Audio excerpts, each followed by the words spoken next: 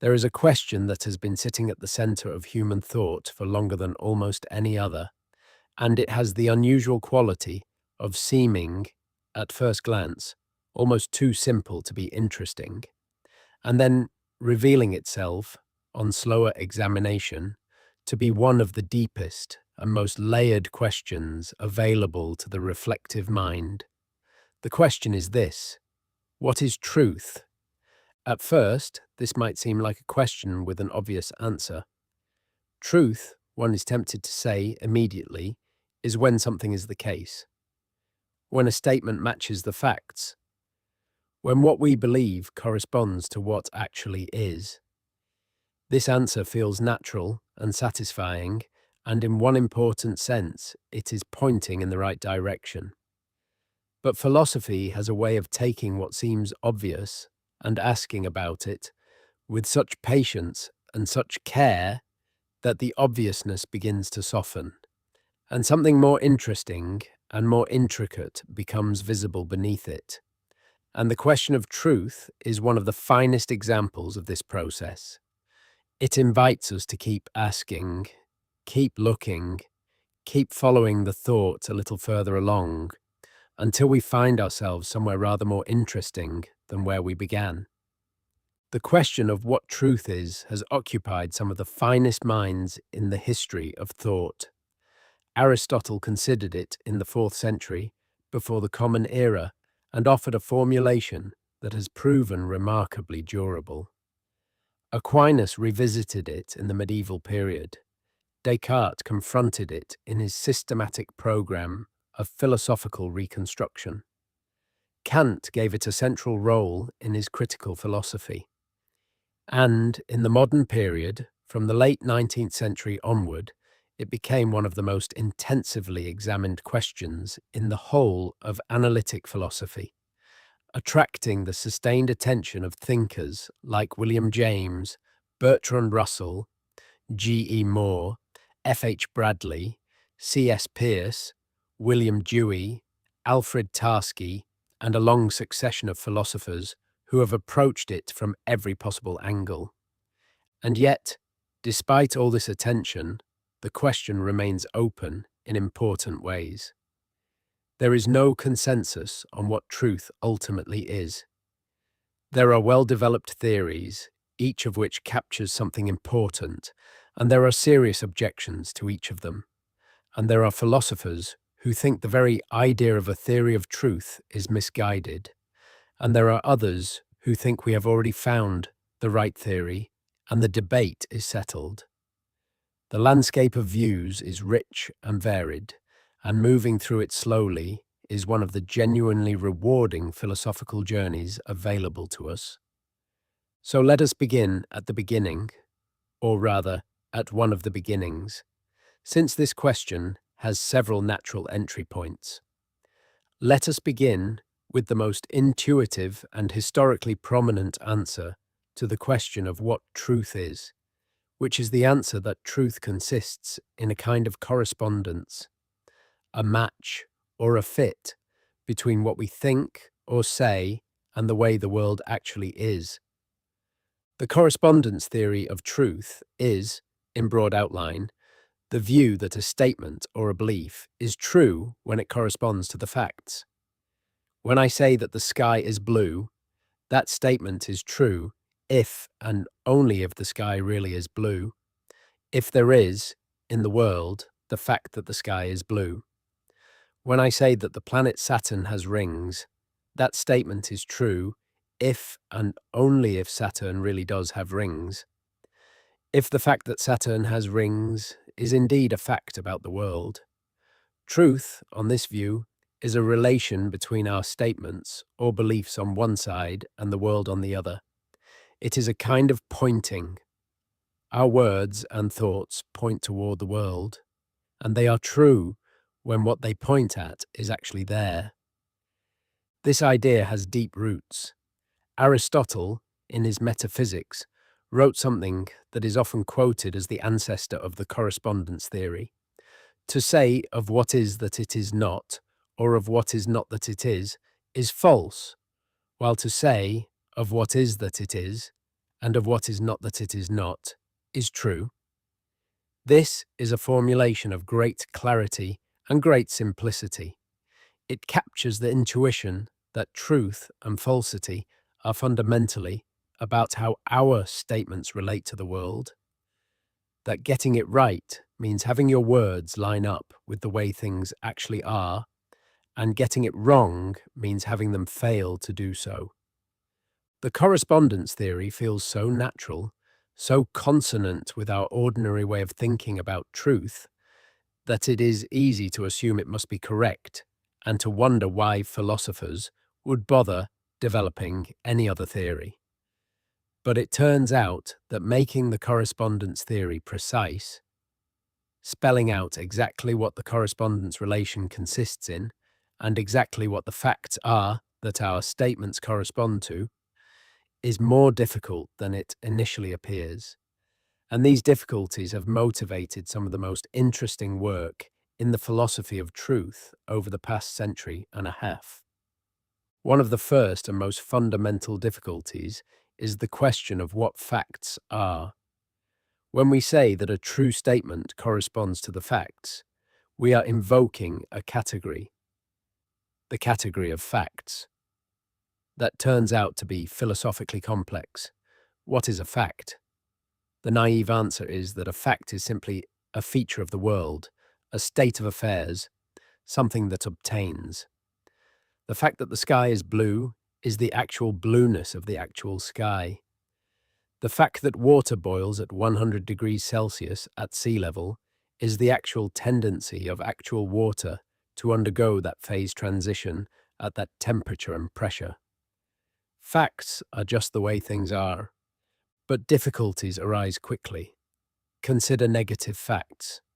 If it is true that there is no elephant in this room, what fact does this truth correspond to?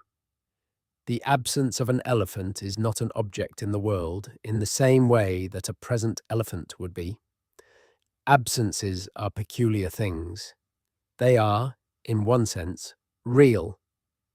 The room really does lack an elephant, but they are also, in another sense, the absence of something rather than the presence of something.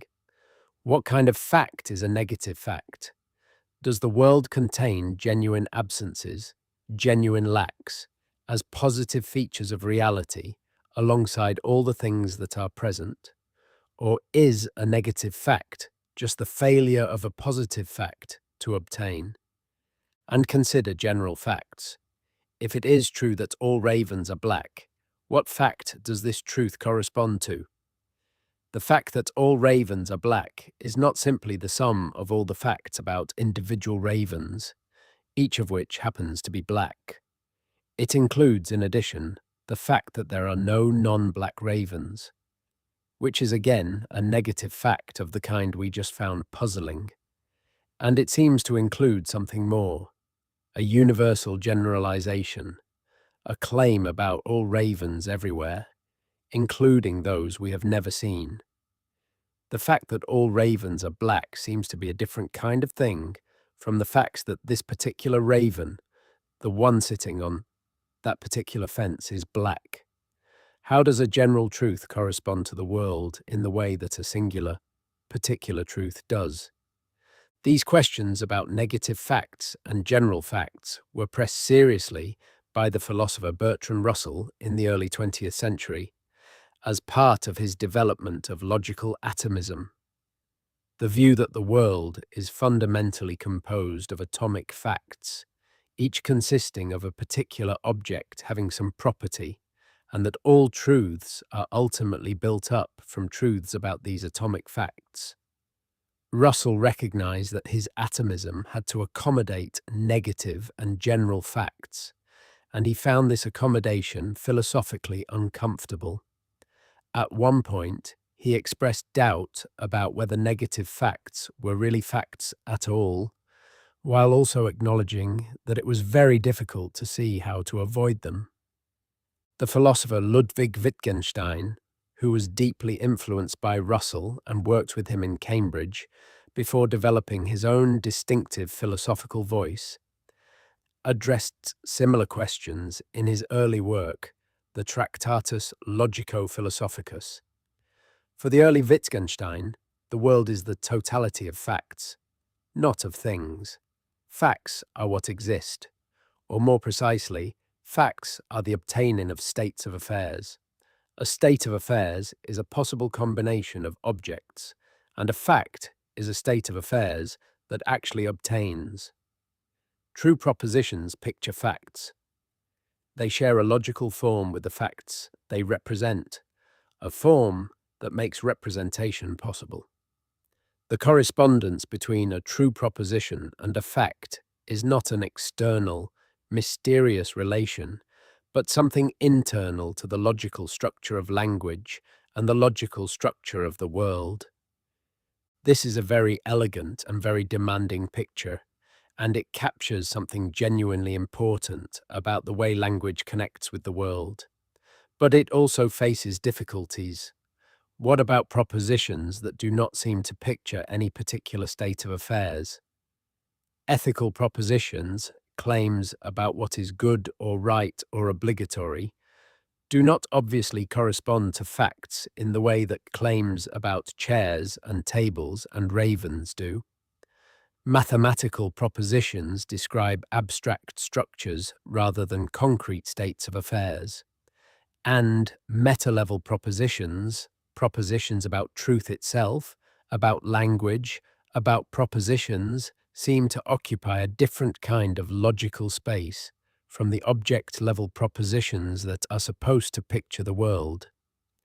The later Wittgenstein abandoned the picture theory of meaning and developed a very different and much more pluralistic account of how language works.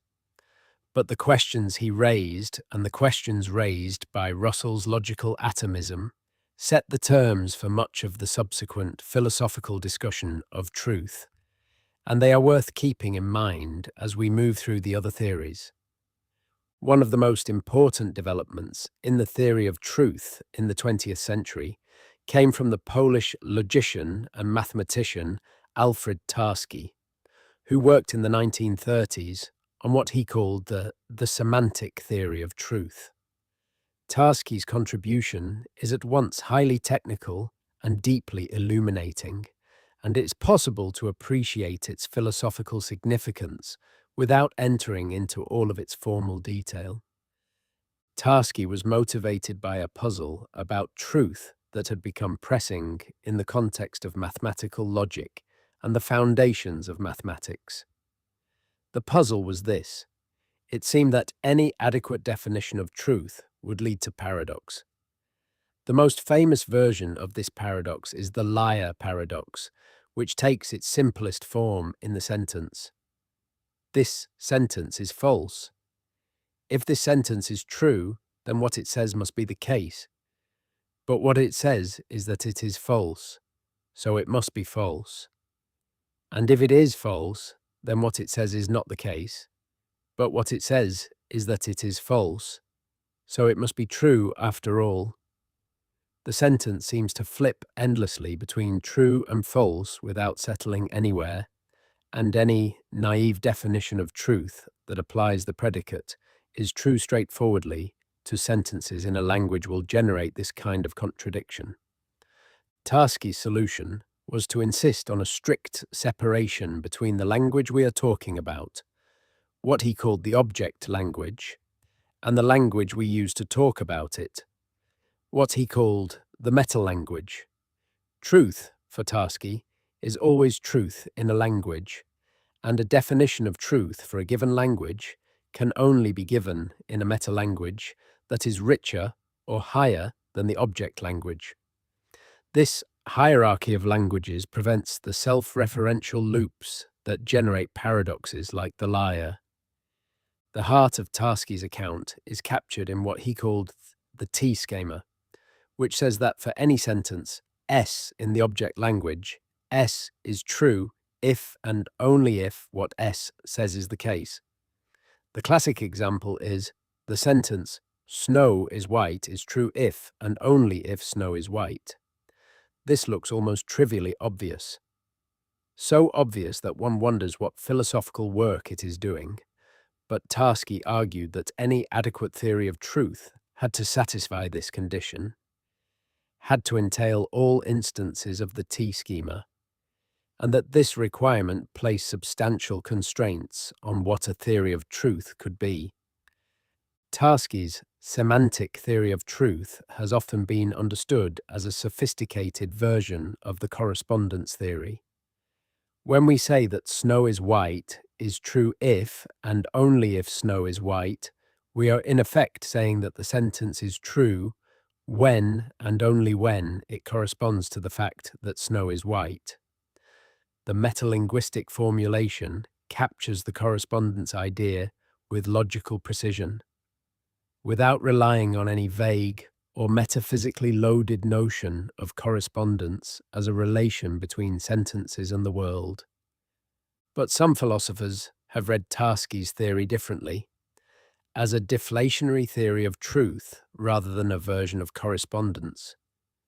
On the deflationary reading, Tarski's T-schema shows that the predicate is true adds nothing substantive to what we say when we assert a sentence. To say that snow is white is true is just to say that snow is white. The truth predicate is a device for endorsing a sentence or a belief, not a description of some interesting property that the sentence or belief has in addition to its content. Truth, on this view, is not a deep metaphysical relation between language and the world. It is a logical tool, a way of generalizing across claims, of expressing agreement or endorsement across propositions we might not be able to enumerate.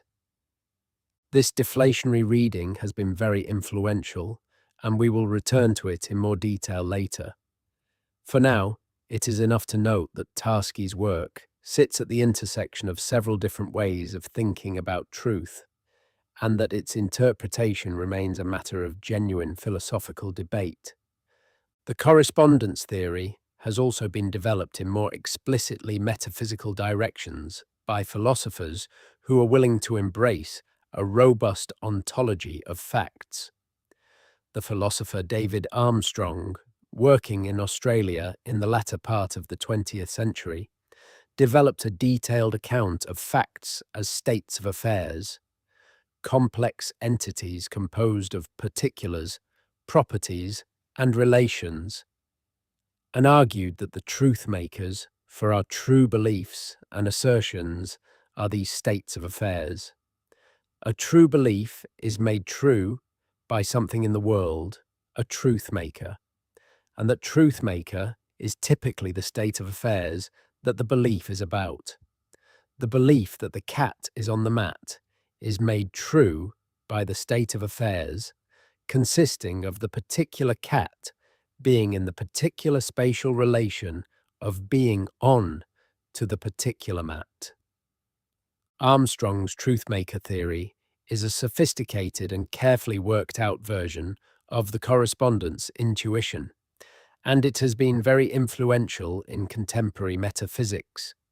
It makes the correspondence theory more precise by focusing on the question of what in the world makes a true belief or statement true, rather than on the vaguer notion of a correspondence relation. And it connects the theory of truth to the broader metaphysical project of understanding what the world is made of, what kinds of things and facts and structures there are. But the truth maker approach also faces challenges. What is the truth maker for a mathematical truth?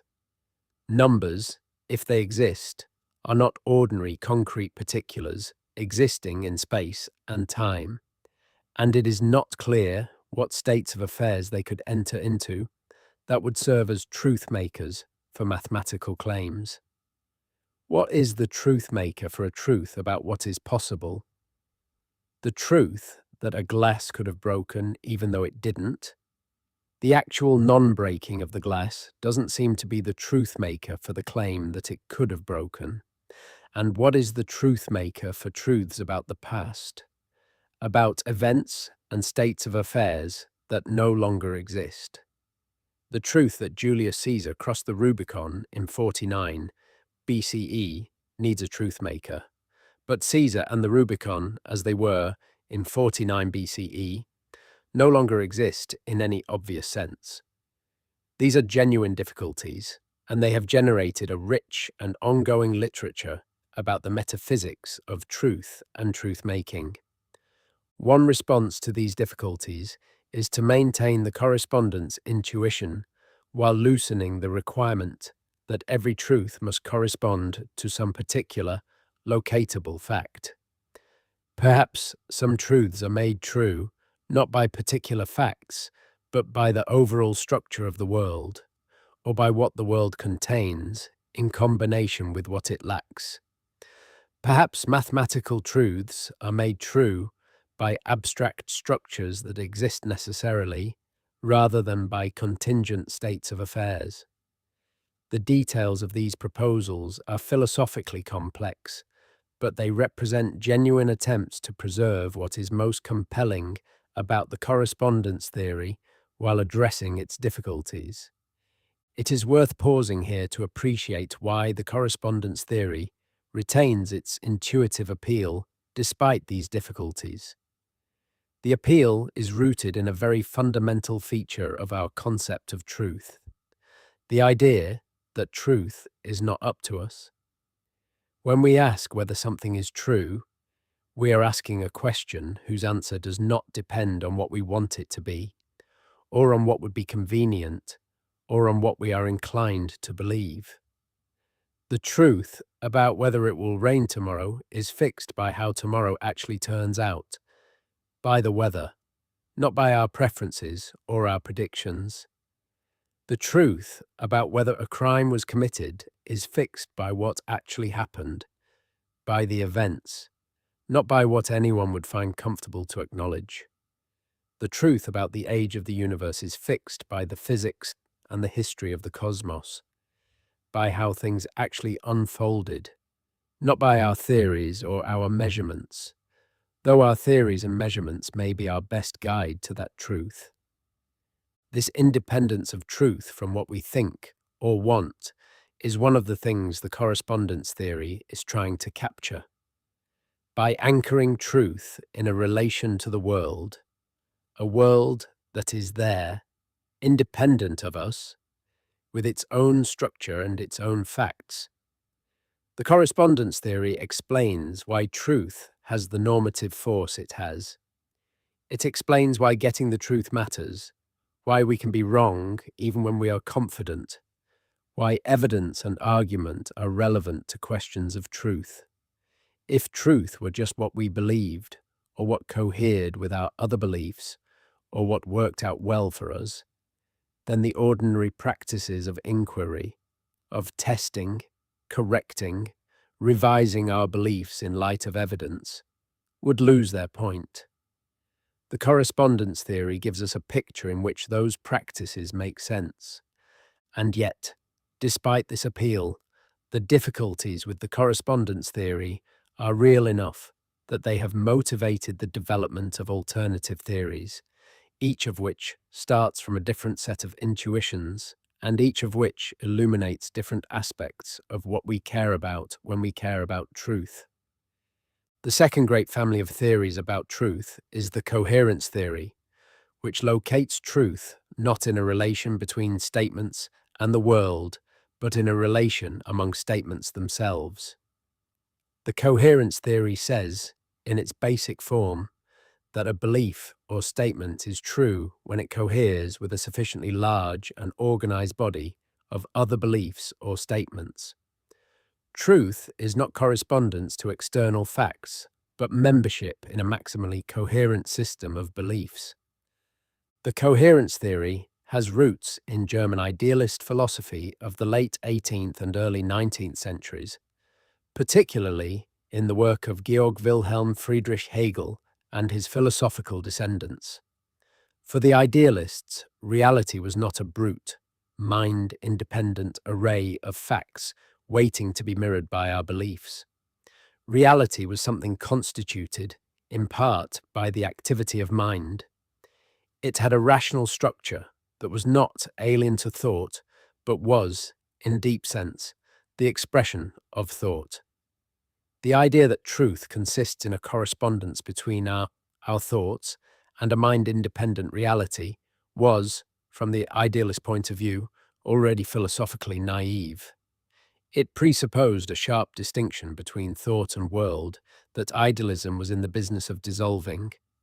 If reality has a rational structure, and if human thought is the activity in which that rational structure is being worked out and made explicit, then truth is better understood as the internal coherence and systematic comprehensiveness of thought itself than as an external correspondence between thought and something wholly other.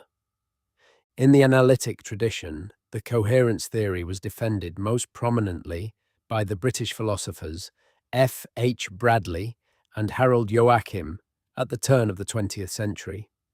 Bradley argued that reality is a single, all-encompassing whole, what he called the absolute, and that truth is a matter of how well a judgment integrates into this whole. A judgment that fits seamlessly into the comprehensive system of experience and thought is, to the degree that it fits, true. A judgment that is isolated, that does not connect with other judgments, that generates contradictions when combined with what we know, is to that degree false or inadequate. Harold Joachim, in his 1906 book, The Nature of Truth, gave a more carefully argued version of the coherence theory. He held that truth is the characteristic of a system of ideas, not of individual propositions considered in isolation. The truth of a particular judgment consists in its coherence with a comprehensive and harmonious system of judgments. What distinguishes truth from mere consistency is the comprehensiveness of the system. A true system would be one that is not only internally consistent, but that encompasses all possible experience, all possible judgment, into a unified and mutually supporting whole. The coherence theory has a certain intellectual attractiveness. It avoids the problems about the correspondence relation and the ontology of facts. It connects naturally with the idea that our beliefs form a web of mutual support, not a collection of independent atoms, each pointing at a separate fact. And it captures something important about how inquiry actually works. We test new beliefs partly by checking whether they cohere with what we already believe, whether they fit smoothly into the existing structure of our knowledge, whether they make our overall picture more unified and more intelligible. But the coherence theory also faces objections of considerable force. The most pressing is what is sometimes called the isolation objection, or the plurality problem. The coherence theory says that a belief is true if it coheres with a sufficiently comprehensive and harmonious system of beliefs. But there seems to be no guarantee that there is only one such system. It seems entirely possible, in principle, that there could be two or more comprehensive, internally coherent systems of beliefs that contradict each other, that say different and incompatible things about the world, while both being internally harmonious and mutually supporting. If both systems satisfy the coherence criterion, and if they contradict each other, then both would count as true by the coherence standard, which is absurd. Truth cannot be both of two contradictory things at once. The coherence theorist's response to this objection is typically to insist that a truly comprehensive coherent system, one that encompasses all possible experience and all possible judgment, would be unique. Two systems that genuinely contradicted each other would each fail to incorporate the other's truths, and so neither would be fully comprehensive.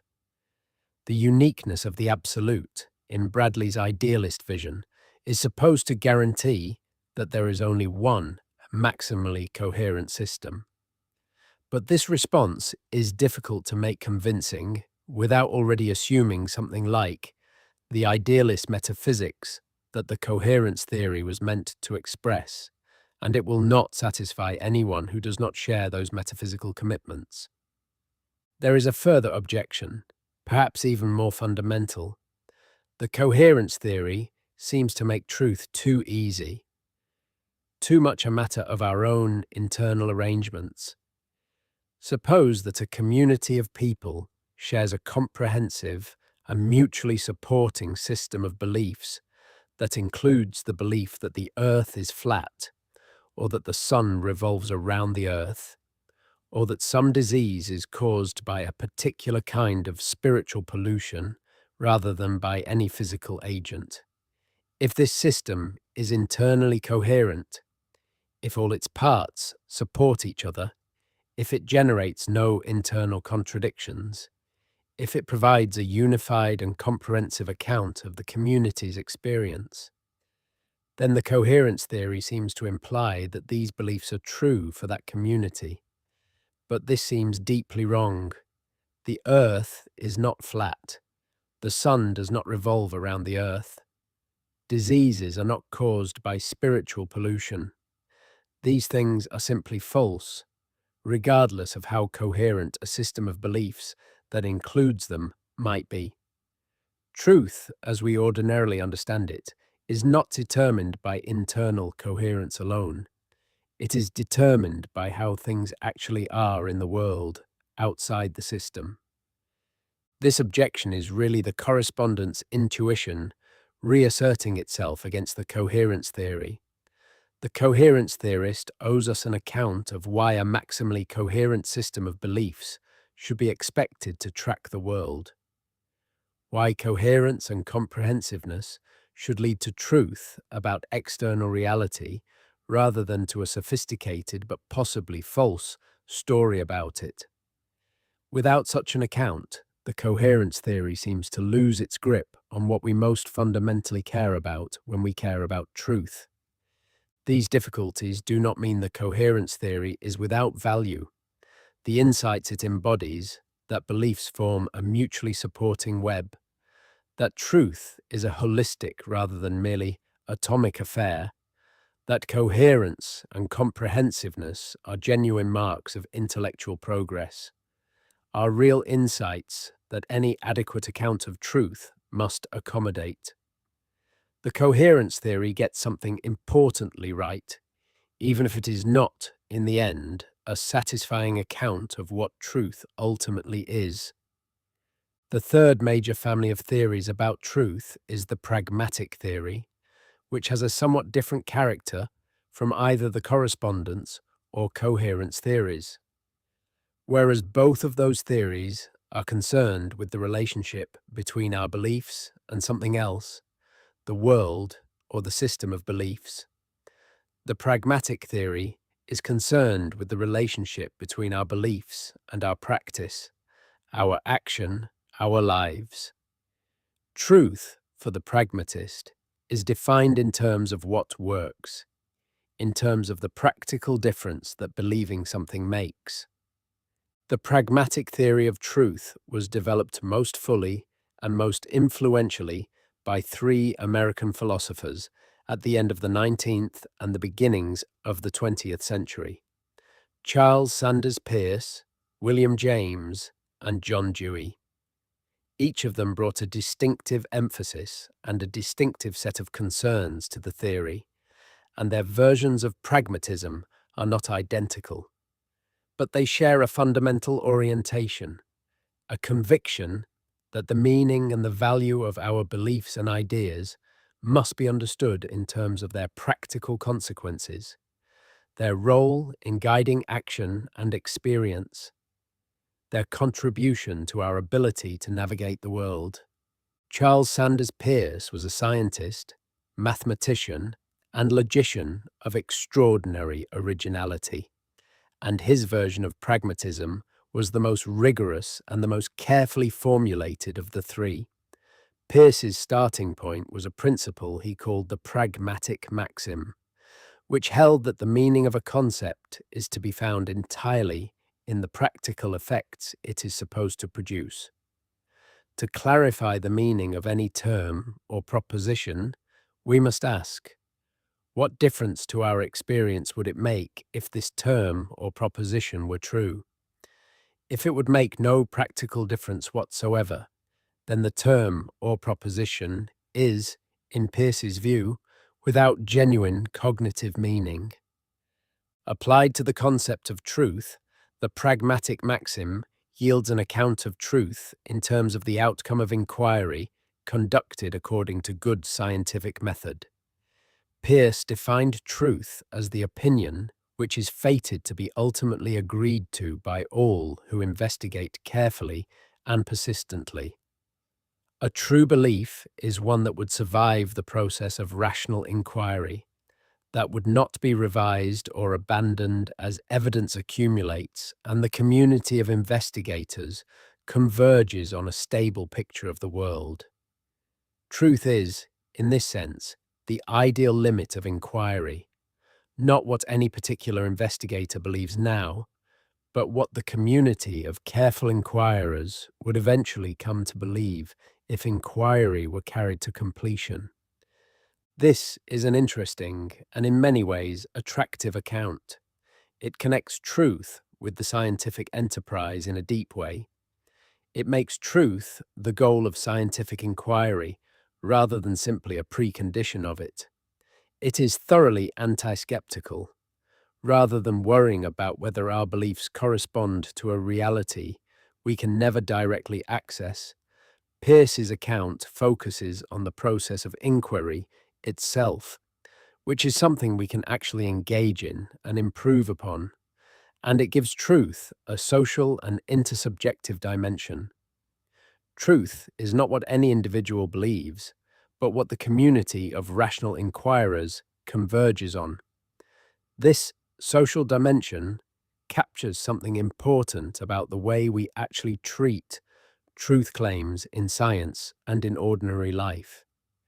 We do not simply accept an individual's assertion as true, but test it against the judgments of others, against evidence accessible to multiple observers, against the broader community of those who have investigated the relevant domain. But Peirce's account also faces difficulties. What if the community of inquirers never converges?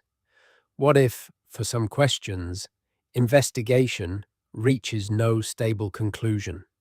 And what about questions whose answers, by their nature, are not accessible to scientific investigation?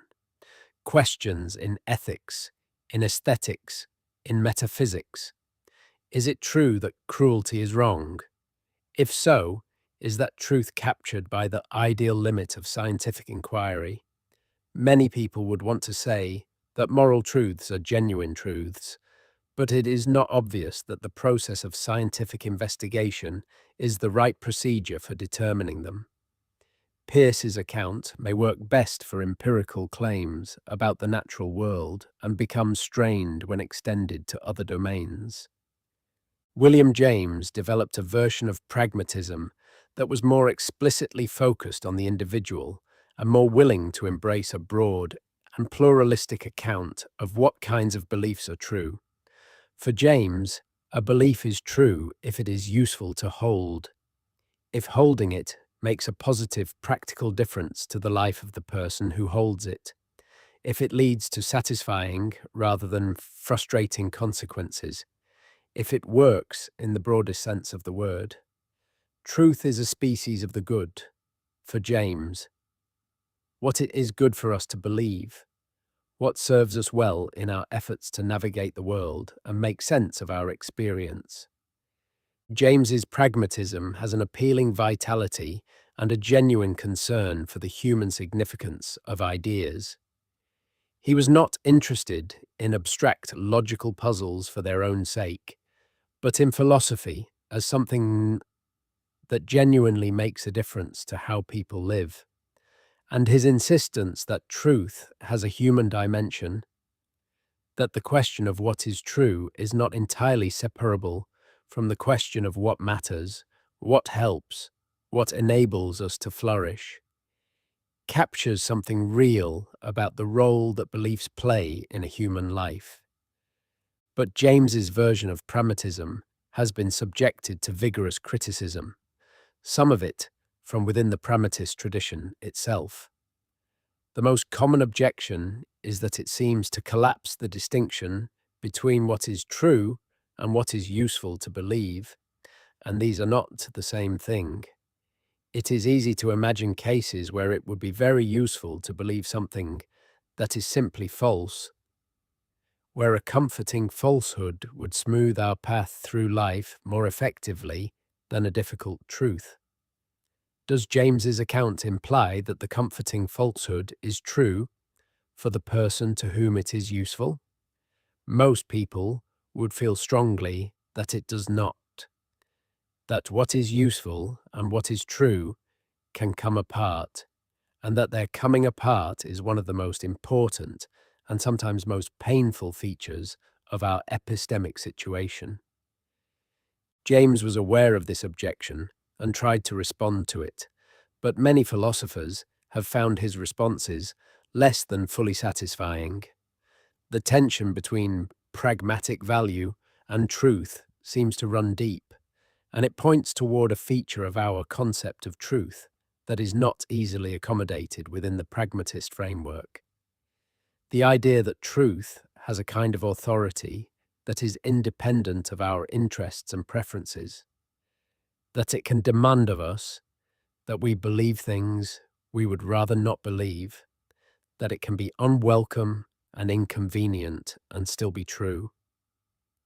John Dewey, the third of the great American pragmatists, developed what he preferred to call instrumentalism rather than pragmatism, a view that focused on the role of ideas and beliefs as instruments for problem solving, as tools we use in our efforts to deal with the challenges and indeterminacies of experience. For Dewey, the traditional philosophical quest for certainty, the search for foundations, for bedrock truths that could not be doubted, was a mistake, rooted in a mistaken understanding of the human situation. We are not minds in isolation, trying to mirror a fixed and fully determinate reality. We are organisms in interaction with an environment, facing genuine problems and seeking to develop ideas and practices that enable us to deal with those problems effectively. Truth, for Dewey, was not a property of beliefs that either corresponds to fixed facts or fails to do so. It was a property that beliefs acquire when they succeed in their function, when they help us to resolve problematic situations, to achieve desired outcomes, to restore equilibrium to a disrupted experience. A true belief is a warranted assertion, one that has earned its credentials through the process of inquiry and problem solving that has shown its worth in the currency of successful practice. Dewey's instrumentalism has the virtue of being deeply connected with the actual practice of inquiry, with the way that scientists, engineers, doctors, and ordinary people actually go about trying to find out things and solve problems. It treats knowledge as active rather than passive, as something achieved rather than received, as something that is always bound up with our purposes and our problems, rather than floating free of them. And it avoids the static and potentially misleading image of truth as a fixed mirror, relation between thought and world. But Dewey's account faces versions of the same objection that confronts James's. If truth is warranted assertability, if it is what our inquiries warrant us to assert, given the problems we are trying to solve, then it seems to vary with the problem at hand and the standards of inquiry in play. Different inquiries, aimed at different problems, using different standards of warrant, might yield different truths. And this seems to give up too much of what we ordinarily mean by truth, its unconditional character, its independence from the particular inquirers and the particular problems they are trying to solve. Each of the three main theories of truth, correspondence, coherence, and pragmatism, captures something genuine and important about truth, and each faces difficulties that have motivated philosophers to look further.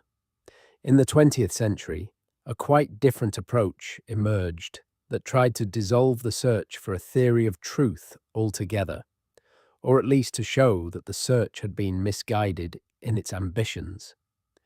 This approach is known as deflationism or minimalism about truth, and it has been one of the most influential positions in the philosophy of truth over the past several decades. The deflationary approach begins from an observation that looks modest, but turns out to have significant implications. The observation is that the predicate is true, when added to a statement, seems to add nothing to the content of that statement. To say snow is white is true is simply another way of saying snow is white.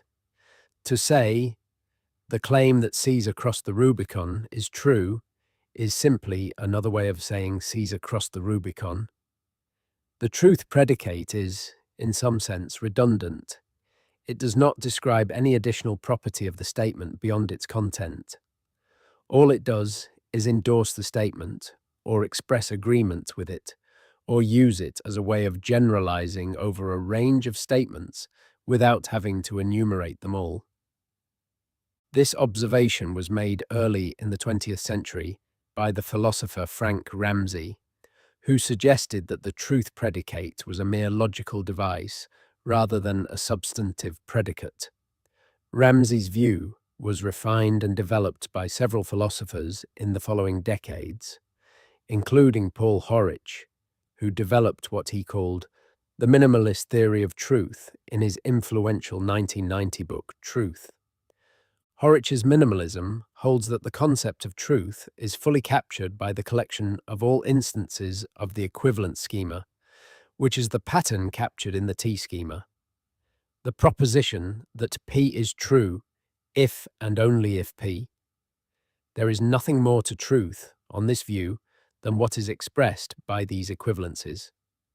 There is no deep property of correspondence to reality, no systematic fit with a coherent system of beliefs, no connection with practical success.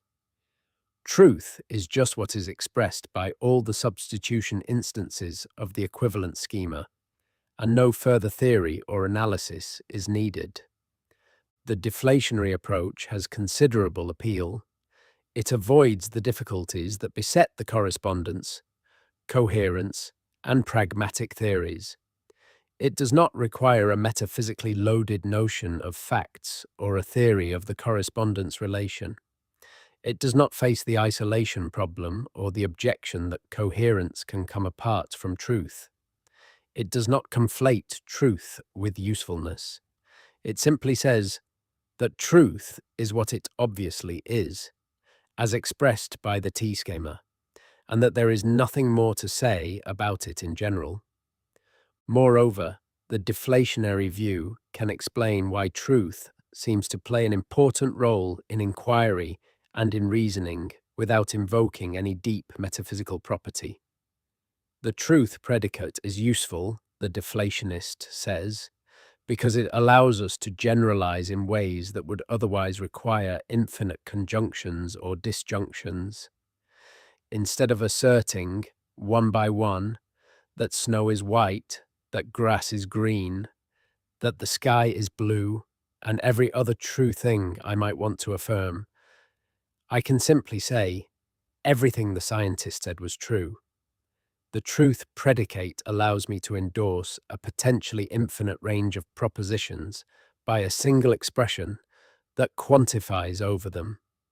This is a genuine and important logical function, and it explains why we have and use the truth predicate without requiring us to think of truth as a deep or mysterious property.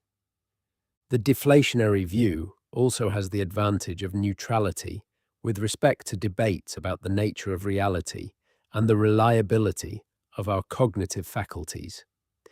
It does not depend on any particular metaphysical picture of how language connects with the world, because it does not think that truth is fundamentally about that connection. Truth is just a logical device, a tool for endorsement and generalization, and one can hold the deflationary view without taking any position on the deep metaphysical questions about facts and correspondence that have occupied so much of the philosophical tradition. But the deflationary view also faces objections and limitations. One of the most pressing is the normativity objection.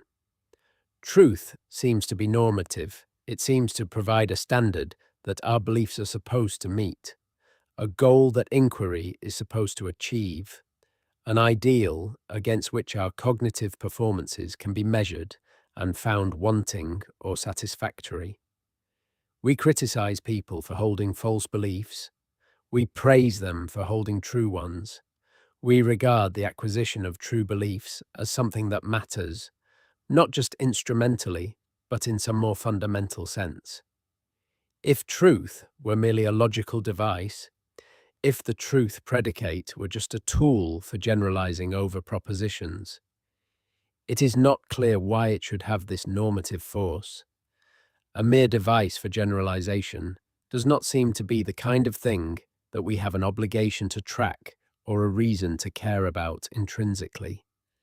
The deflationist can respond that the normative force of truth comes not from any deep metaphysical property of truth itself, but from the norms of assertion and inquiry that govern our epistemic practices.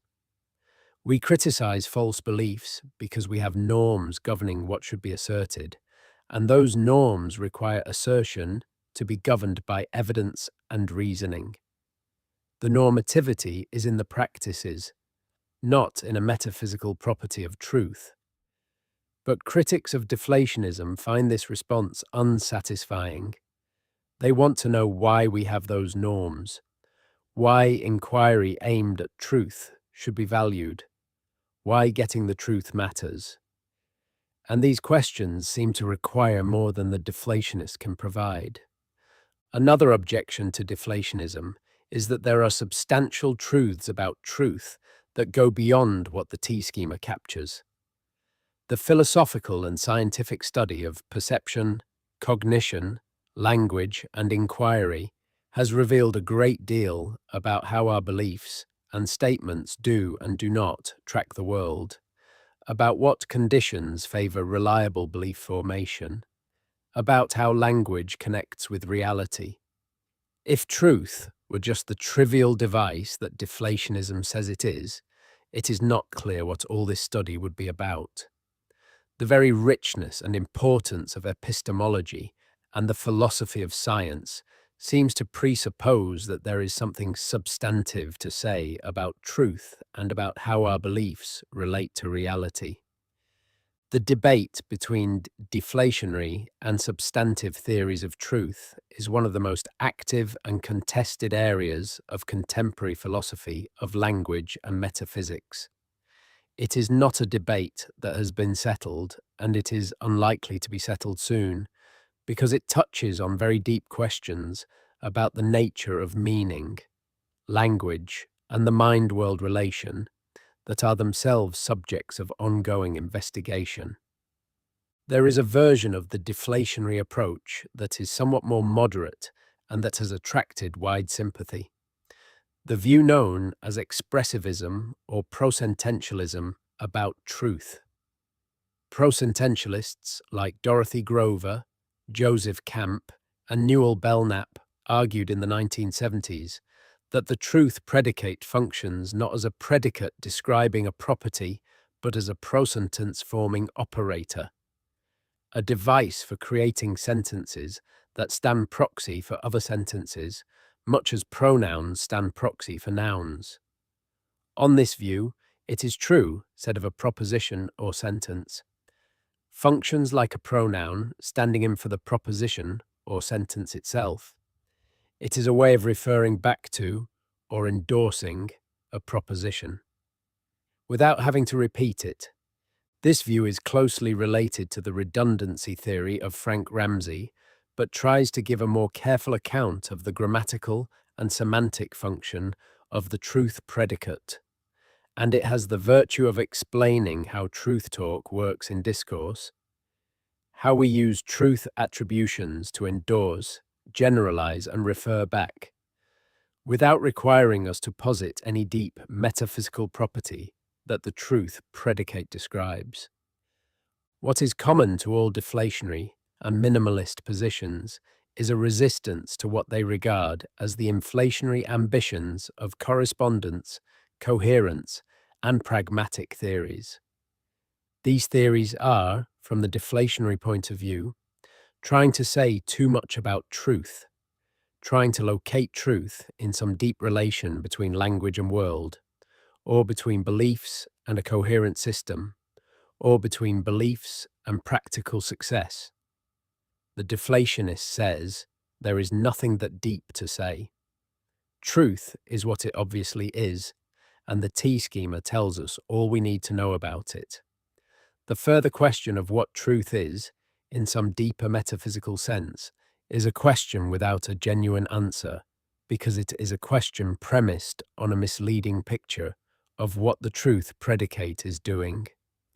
Whether one finds this deflationary response satisfying or frustrating depends a great deal on one's broader philosophical temperament and commitments.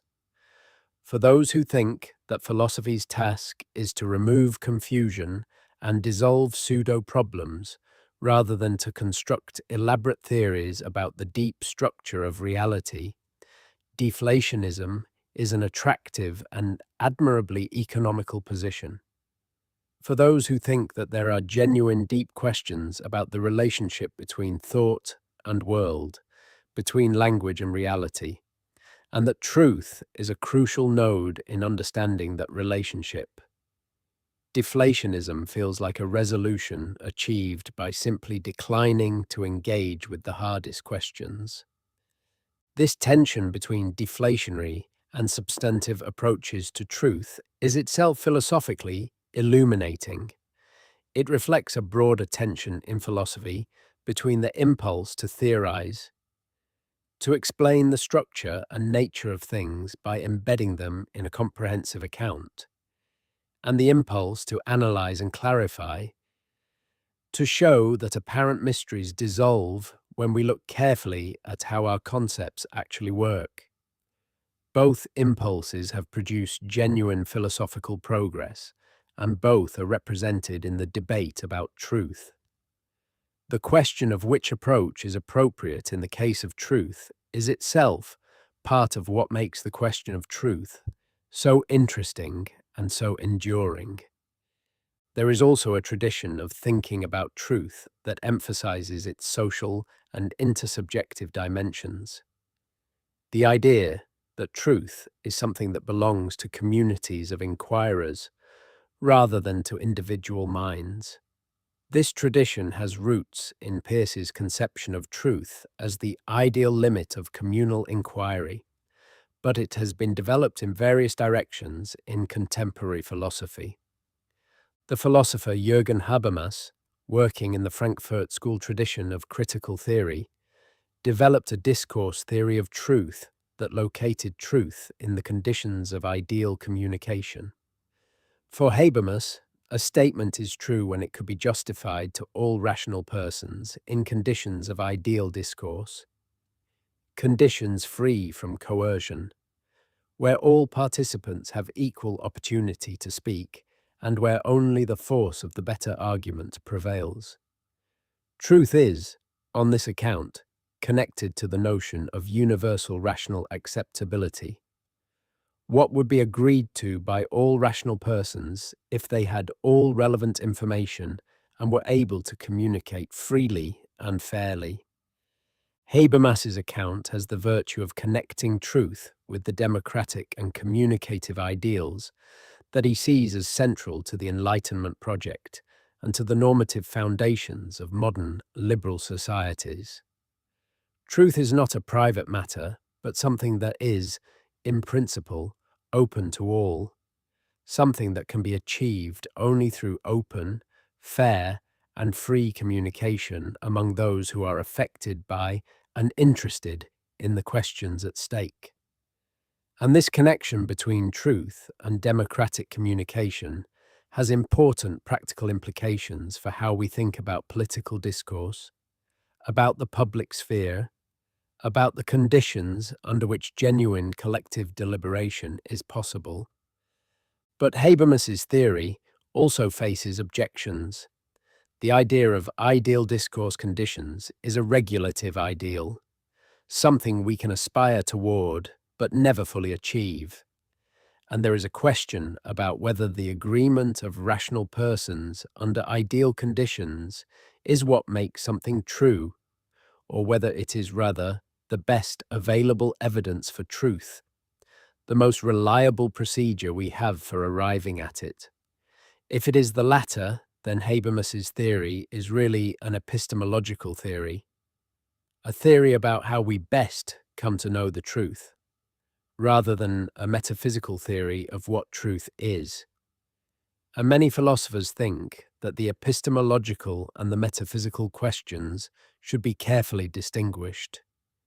The plurality of theories of truth, correspondence, coherence, pragmatism, deflationism, discourse theories, naturally raises the question of whether there is, in the end, a single account of truth that applies uniformly across all domains, or whether truth might work differently in different areas of discourse.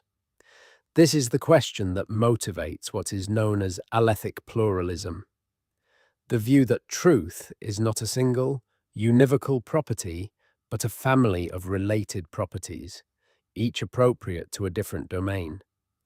The philosopher Crispin Wright, in his 1992 book, Truth and Objectivity, argued that there are several different properties that a truth predicate might express in different domains of discourse, and that whether a given domain admits of genuine truth depends on which of these properties it can support.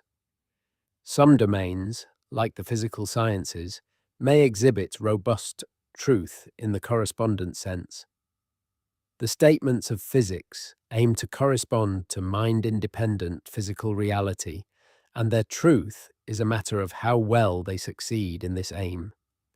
Other domains, like mathematics, may exhibit a different kind of truth, something more like the coherence of a system, or the necessary consequence of formal rules. And still other domains, like aesthetics or ethics, may exhibit a weaker or more minimal kind of truth, one that supports the formal logical features of truth, like the T-schema, without requiring any strong metaphysical connection to mind-independent facts. Wright's pluralism is a sophisticated and carefully developed position, and it has been very influential in shaping subsequent philosophical discussions. It allows us to take seriously the truth aptness of a wide range of discourse, to say that mathematical claims can be true, that moral claims can be true, that aesthetic claims can be true, without committing to the view that all these kinds of truth are the same kind of truth or involve the same metaphysical relations. The question of moral truth is worth dwelling on for a moment, because it is one of the places where the question of what truth is intersects most clearly with questions about the nature of value and the structure of reality. There are many people who find it natural to say that some moral claims are true, that it is true that gratuitous cruelty is wrong, that it is true that the suffering of innocence matters, that it is true that basic human dignity deserves respect. These claims feel as true as any empirical claim, and denying them can seem not just intellectually incorrect, but morally inadequate, as though refusing to affirm a moral truth were itself a kind of moral failing. But what would it mean for a moral claim to be true? If we are committed to the correspondence theory, we need to say what the moral facts are that moral truths correspond to. And moral facts, whatever they are, do not seem to be the same kind of thing as physical facts. We can detect physical facts through perception, experiment, and scientific measurement.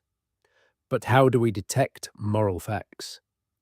There is no moral fact detector, no experiment that would directly reveal whether gratuitous cruelty is wrong.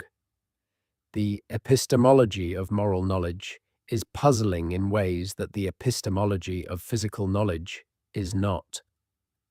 The moral realist, the philosopher who holds that there are genuine mind-independent moral facts that moral truths correspond to, has various responses to this epistemological challenge.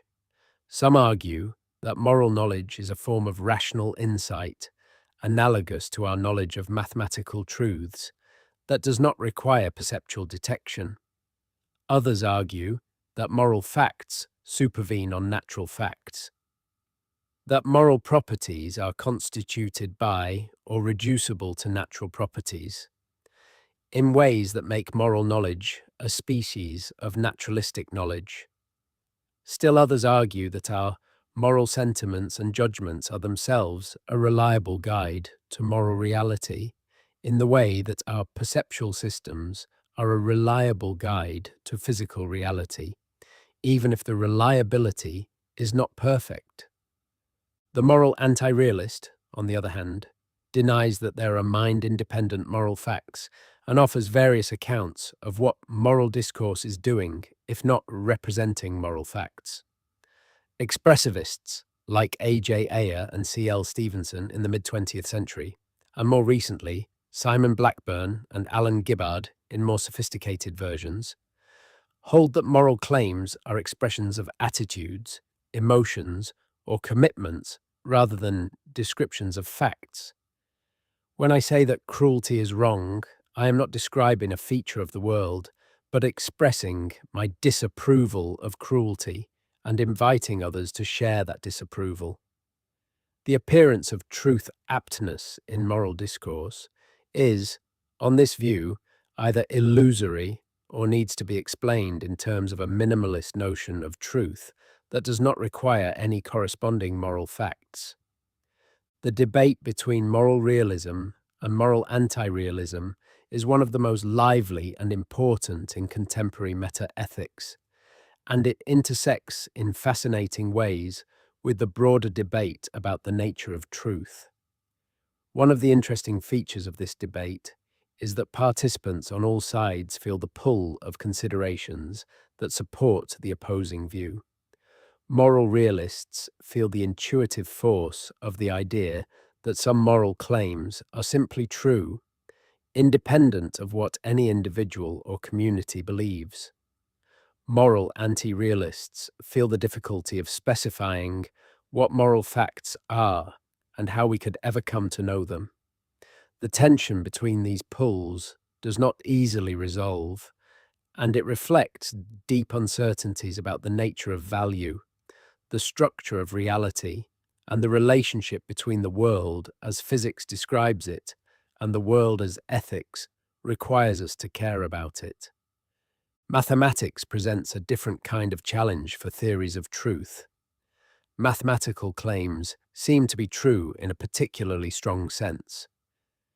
Their truth does not depend on empirical observation. It does not vary from context to context. It cannot be overturned by experiment. The theorem that the square root of 2 is irrational was true before any mathematician proved it, and it will be true after the human race is gone. Mathematical truths seem to be necessary rather than merely contingent.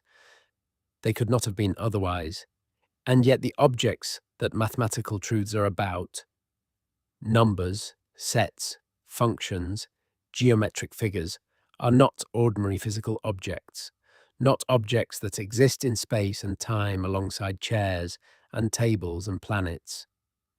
The correspondence theory of truth, applied to mathematics, generates a view known as mathematical Platonism.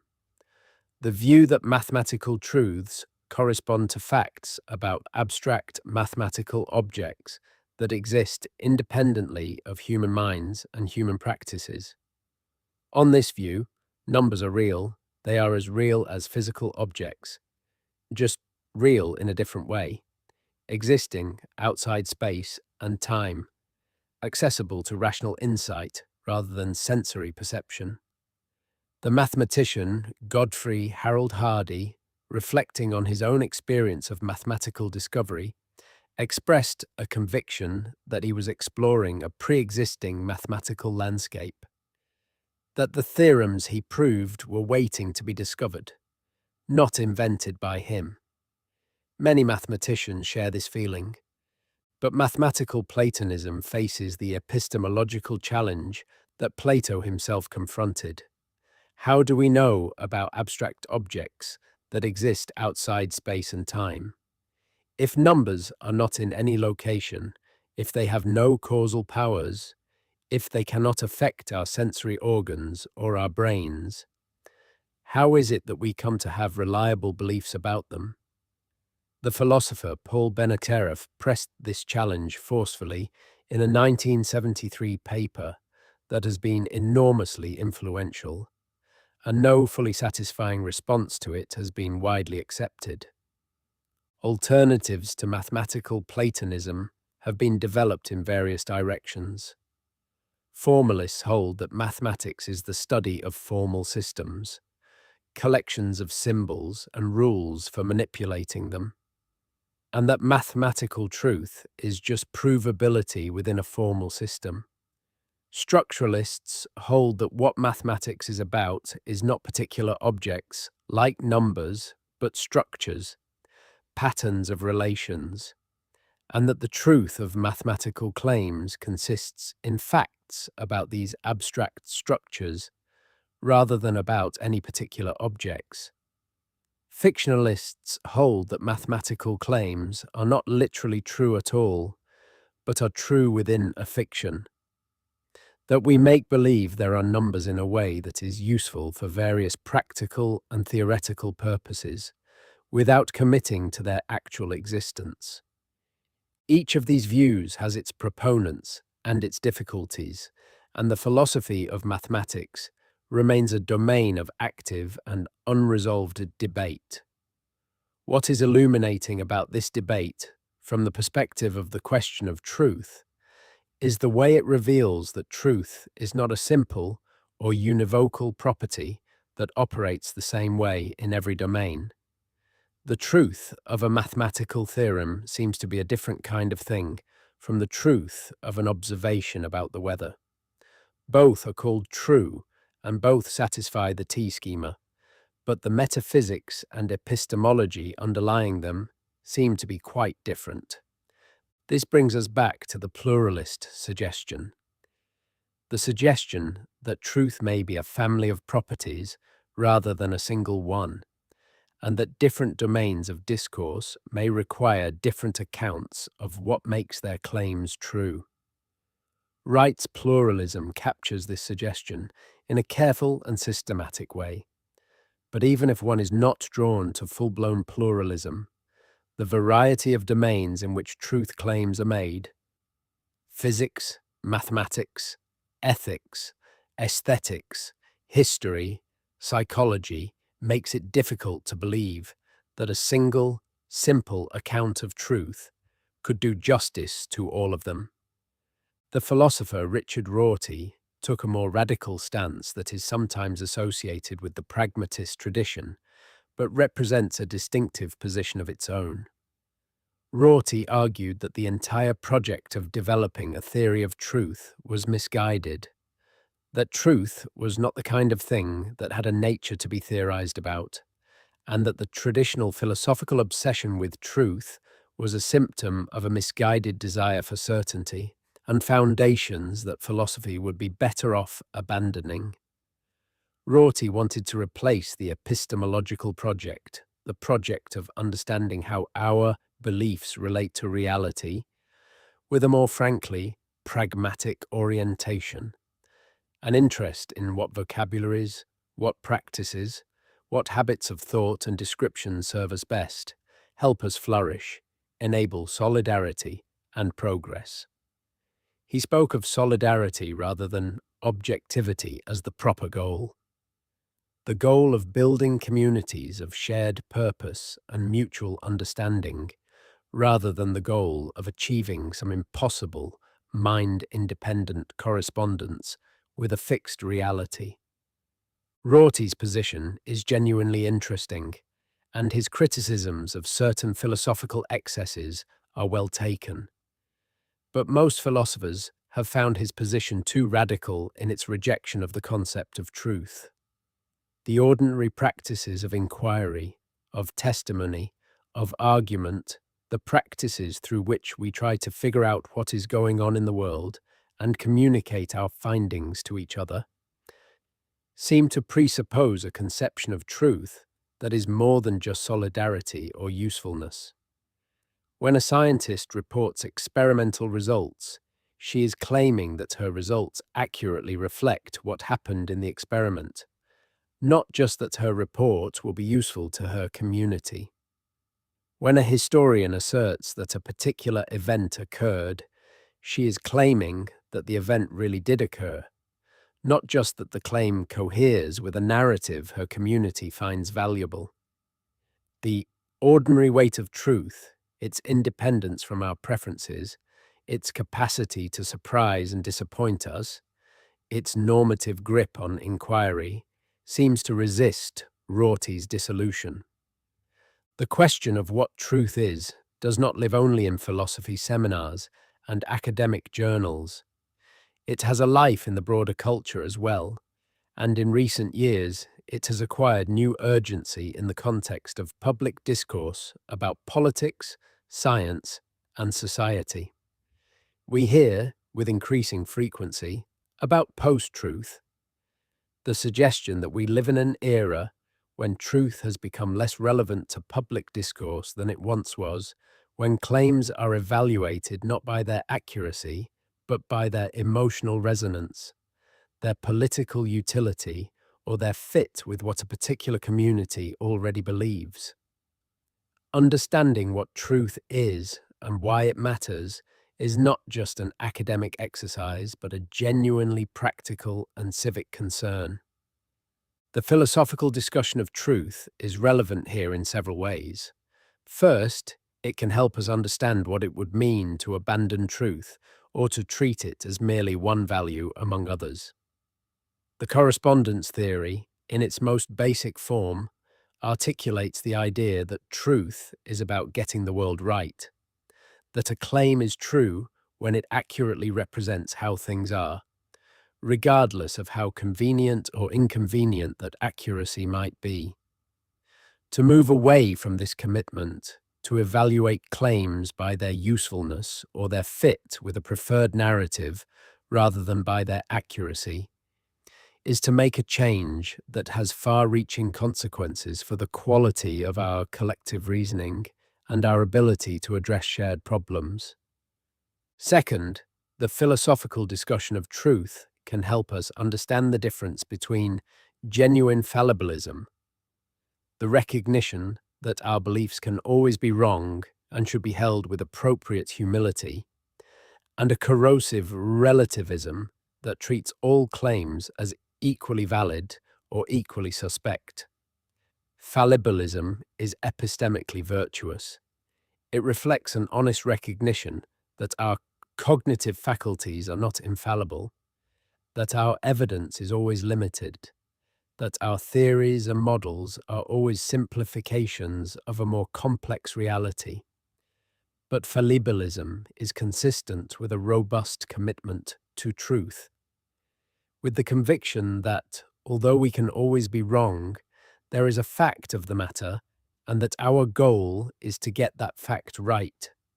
Relativism, by contrast, denies that there is a fact of the matter, or at least denies that it is accessible in any objective way, and therefore undermines the point of the cognitive enterprise altogether. The distinction between fallibilism and relativism is philosophically important and practically consequential. A community that is genuinely fallibilist will hold its beliefs with humility, will be open to revising them in light of new evidence, will respect the difficulty of inquiry and the need for careful method. A community that has slipped into relativism will be unable to distinguish between better and worse evidence, between more and less reliable sources, between claims that have been carefully investigated and claims that have been simply asserted with confidence. Philosophical clarity about the nature of truth can help us understand why these two stances are different and why the first is epistemically and practically superior to the second. The sociologist of science, Robert Merton, articulated a set of norms that he thought characterized the institution of science at its best: universalism, communism, disinterestedness, and organized skepticism. Universalism means that claims should be evaluated on the basis of impersonal criteria, not on the basis of the social characteristics of the person making the claim. Communism, in the sense of shared ownership, not the political ideology, means that scientific knowledge is the common property of the community, not the private possession of any individual or group. Disinterestedness means that scientists should be motivated by the pursuit of knowledge rather than by personal or political interests. And organized skepticism means that all claims should be subjected to critical scrutiny before being accepted. These norms are, in a sense, an institutionalized version of the commitment to truth. They describe a community organized around the goal of getting things right, of producing beliefs that accurately represent the world, free from distortions introduced by personal interest, social position, or ideological commitment. And they illustrate how the value of truth connects with the broader values of open inquiry, intellectual honesty, and the free exchange of ideas. But the norms Merton identified are ideals, not descriptions of how science always actually works. Science is a human enterprise, conducted by people with interests, biases, and social positions, embedded in institutions with their own pressures and incentives. The history of science includes many cases where these ideals have been violated, where personal interest or political pressure has distorted scientific judgment, where communities of scientists have been too slow to revise entrenched beliefs in the face of contrary evidence, where the social dynamics of scientific communities have suppressed heterodox ideas that later proved valuable. Acknowledging these failures does not require abandoning the ideals. It requires understanding them as ideals that must be actively pursued and institutionally supported, not as automatic features of any enterprise that calls itself scientific. The philosopher Helen Longino, working in the philosophy of science, has argued that objectivity in science is not a property of individual knowers, but of communities, that it is achieved through social processes of criticism, dialogue, and revision that transform individual, possibly biased, perspectives into shared, more reliable knowledge. On Longino's view, scientific knowledge is irreducibly social. It is produced through interactions among researchers, through public presentation and criticism of results, through the shared standards and norms of a community of inquiry. And objectivity, the connection of scientific knowledge to truth, is achieved not despite the social character of scientific inquiry, but through the well-functioning of its social processes. This is an interesting and, in many ways, compelling picture. It acknowledges the social dimension of knowledge without collapsing into relativism. It recognizes that individual biases and limitations are real without concluding that knowledge is therefore impossible. And it focuses attention on the institutional and social conditions that make reliable inquiry possible, which is a practically important focus. Because if we want more knowledge and better knowledge, we need to understand what institutional conditions favor its production. The philosopher Miranda Fricker has explored a related but distinct dimension of the social character of truth and knowledge in her work on epistemic injustice. Fricker argues that there are distinctive kinds of harm that can be done to people in their capacity as knowers, as people who have information, who give testimony, who participate in the social practices through which knowledge is produced and shared. One kind of epistemic injustice is what she calls testimonial injustice, which occurs when someone's testimony is given less weight than it deserves because of their social identity, because of prejudice against members of the group they belong to. A woman's assertion that she has been harassed may be disbelieved because of prejudice against women as unreliable witnesses. A person of color's account of their experience may be dismissed because of prejudice against members of their racial group as unreliable reporters of their own situation. In these cases, truth, the accurate testimony of a person with genuine knowledge, is suppressed or discounted, not because of any failure of the testimony itself, but because of unjust social attitudes. Fricker's work shows how the practices through which truth is communicated, evaluated, and accepted are embedded in social relations of power and inequality, and how these relations can distort the flow of truth through a community. This is not a reason for pessimism about the possibility of truth or of truthful communication. It is a reason for attending carefully to the social conditions that enable or disable honest, accurate, and fair epistemic exchange. The question of truth, pursued with sufficient patience and width, thus opens outward from logic and metaphysics into epistemology and the philosophy of science, and from there into social and political philosophy, into the philosophy of language and communication, into the question of how human communities can best organize themselves to pursue knowledge together. This is part of what makes it such a rewarding question to spend time with. It is not contained within any single domain, but reaches across the whole of philosophy and touches on the deepest questions about how we should live and think and talk together.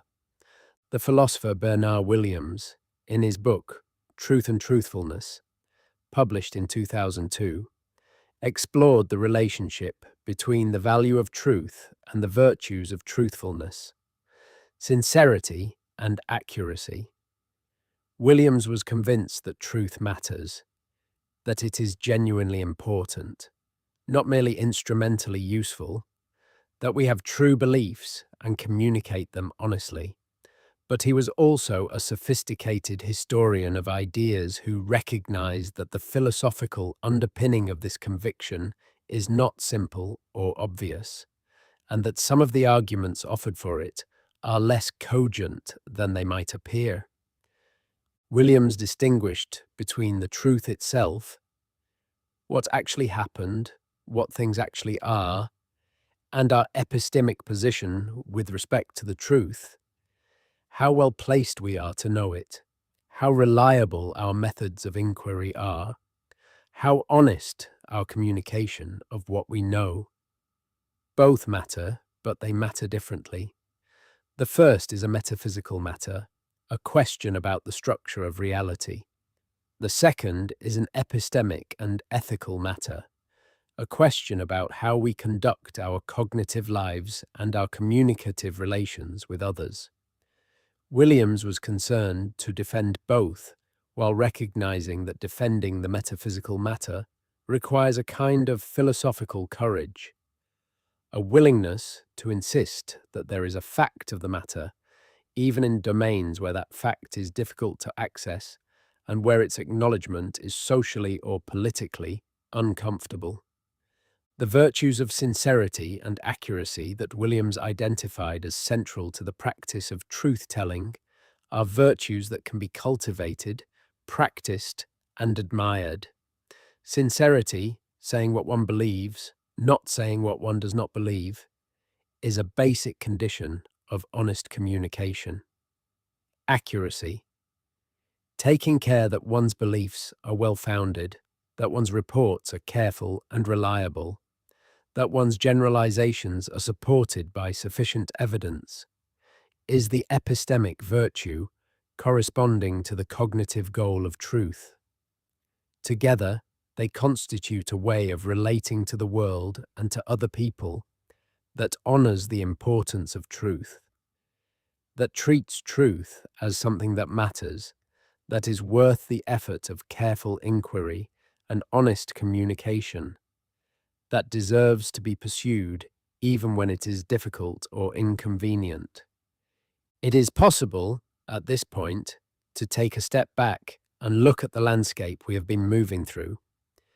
We began with the correspondence theory, which captures the intuition that truth is a matter of getting the world right, that our statements and beliefs are true when they accurately represent how things are, independent of what we think or want.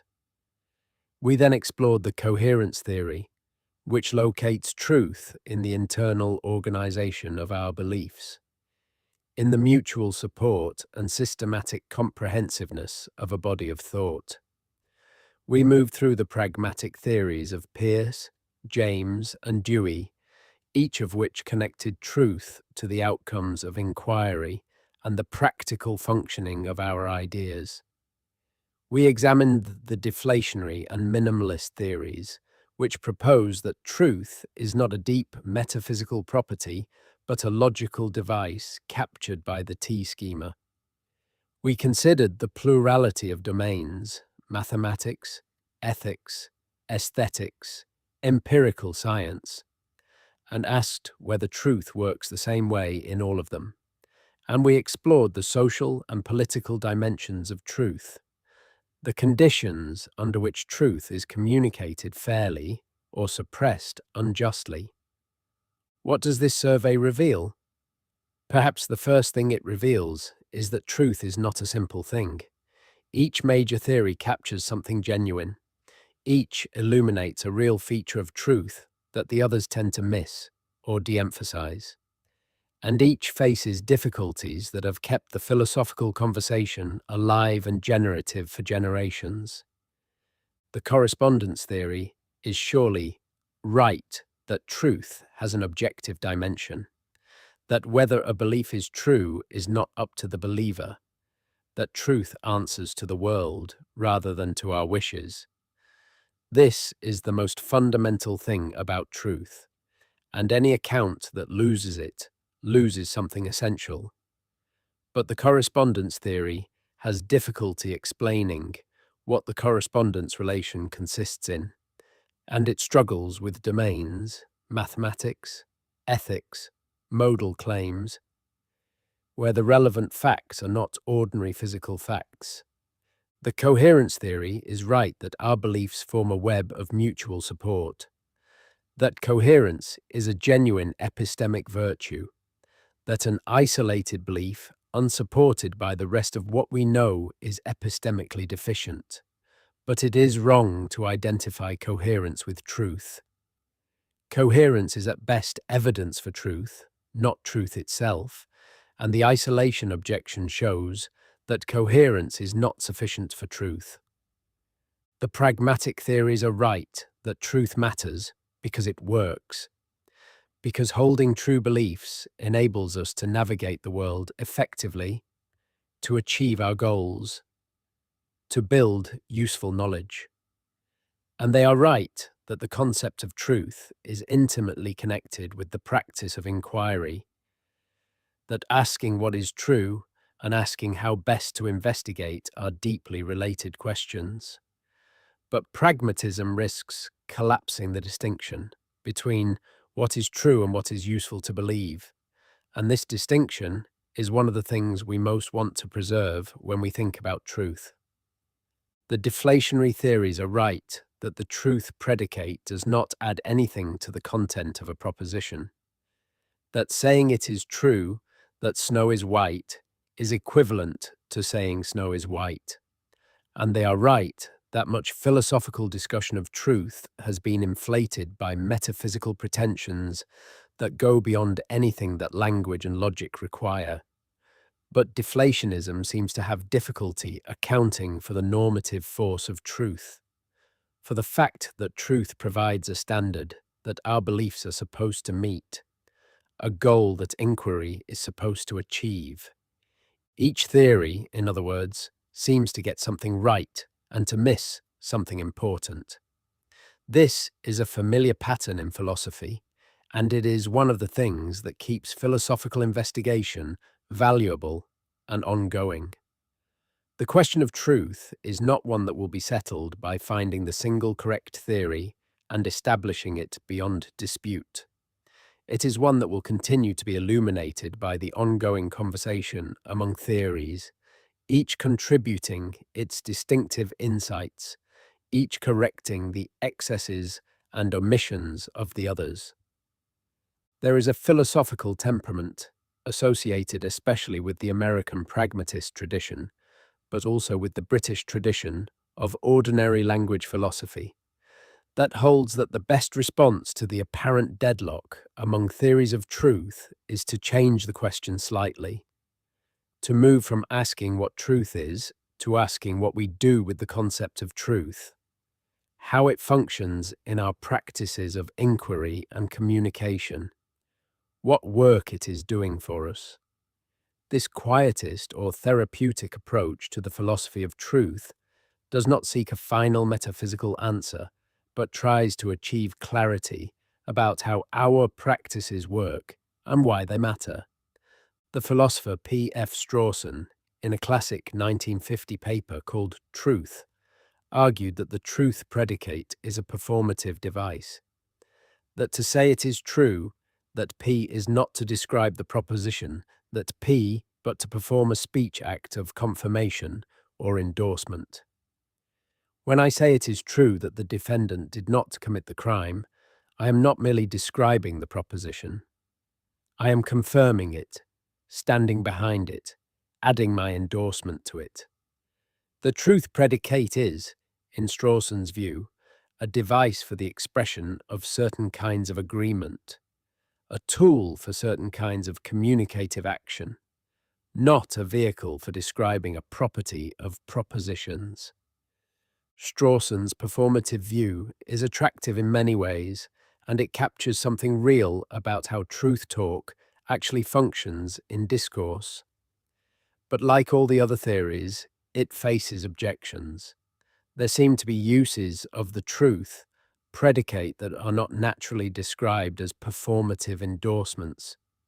For example, when we say that it would be true even if no one knew it, or when we say that the theory that all ravens are black might be false even though no one has yet found a counterexample. These uses seem to invoke truth as a property that propositions have or fail to have independently of any speech act of endorsement, and the performative theory has difficulty accommodating them. What all these considerations point toward is a picture of truth as a concept with multiple dimensions. One that is implicated in our metaphysics, our epistemology, our language, and our social and communicative practices, and that resists reduction to any one of these dimensions. The correspondence dimension captures truth's connection to the world, its independence from our wishes, its role as the goal of accurate inquiry. The coherence dimension captures truth's connection to the systematic organization of our knowledge, the role of mutual support and comprehensiveness in well-founded belief. The pragmatic dimension captures truth's connection to the purposes of inquiry, the practical importance of getting things right, the interest we have in truth as a means to effective action. The deflationary dimension captures truth's logical transparency, the way it functions as an expressive device in language and reasoning. Perhaps the best account of truth will not be a single theory triumphant over the others, but a pluralist integration, a recognition that different accounts capture different dimensions of a concept that is genuinely complex and multifaceted. The philosopher Michael Lynch has argued for something along these lines in his book True to Life, where he defends a view on which truth is a property that can be realized in different ways, in different domains, while always playing the same functional role, always being that which inquiry aims at, always being the goal of sincere assertion, always being the standard against which beliefs are measured. On this view, the dispute between correspondence, coherence, and pragmatic theories is not a dispute about what truth is, but about what property, in a given domain, realizes the truth role. In physics, the truth role may be realized by correspondence with physical facts. In mathematics, it may be realized by provability within a system. In ethics, it may be realized by something else again. This pluralism has the advantage of taking each domain of discourse seriously on its own terms, without forcing all discourse into the mold of one preferred model. And it preserves what seems most important about truth, its function as a standard, a goal, a measure, while remaining flexible about the metaphysical details of how that function is realized in different cases. But even pluralism does not fully settle the question of truth, because it raises the further question of what it is for a property to realize the truth role, of what it means to say that a property is playing the role of truth in a given domain.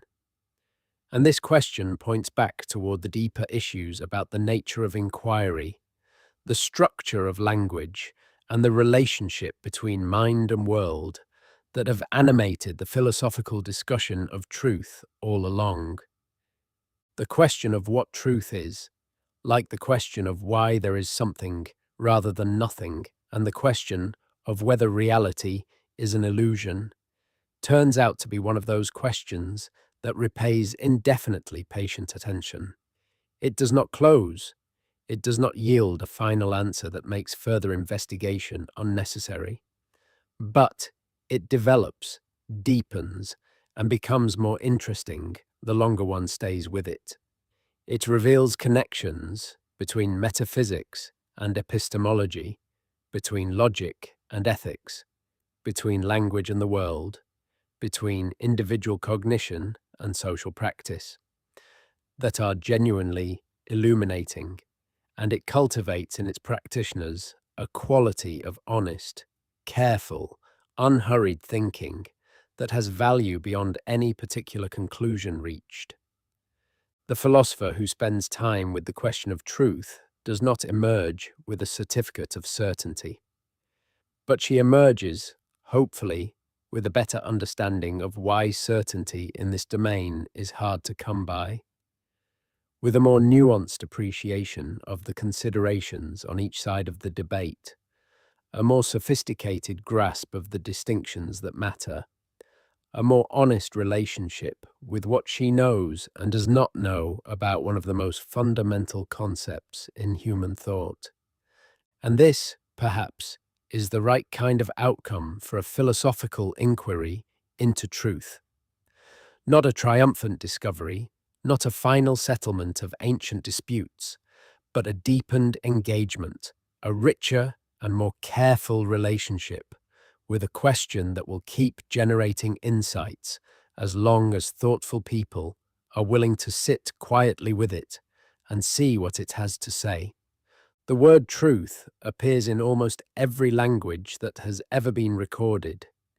It is one of the earliest abstract concepts that human beings developed the capacity to name. It sits at the foundation of every practice of inquiry, every institution of justice, every relationship of trust. And it remains, after all the investigation, genuinely mysterious in its deepest nature, genuinely open to further thought, genuinely worthy of the slow, careful, patient attention that it has always attracted and will go on attracting. What is truth? The question is still here. It was here before any of the theories we have considered were articulated. It will be here after they have all been revised and extended and partially superseded by whatever comes next. And that permanence is not a failure of philosophy. It is a sign of how deep the question goes and how much there is still to understand about the relationship between what we think and say and the world that goes on being there, stubbornly and quietly, regardless of what we make of it.